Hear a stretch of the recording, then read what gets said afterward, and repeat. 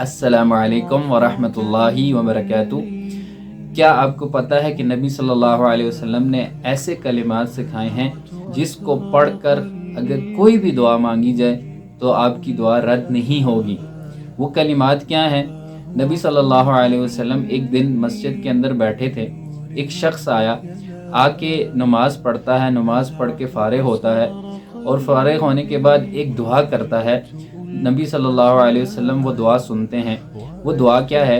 وہ کلمات کیا ہیں؟ وہ شخص ان کلمات کے ساتھ دعا کرتا ہے کہ اللہم انی اسألک بانی اشہد انک انت اللہ لا الہ الا انت الاحد الصمد الذی لم یلد ولم یولد ولم یکن لہ کفوا احد۔ تو جب نبی صلی اللہ علیہ وسلم نے یہ کلمات سنے تو اس کو آ کے کہا، تو نے اللہ سے اس کے صفات کے ساتھ دعا مانگی ہے، اب جو تو مانگ تیری دعا کبھی بھی رد نہیں ہوگی۔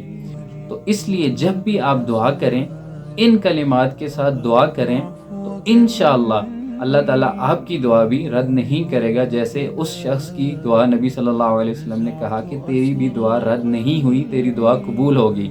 تو اگر آپ چاہتے ہیں کہ آپ کی دعا قبول ہو تو ان کلمات کے ساتھ دعا کریں، انشاءاللہ اللہ تعالیٰ آپ کی دعا بھی قبول کرے گا۔ جزاکم اللہ خیرہ۔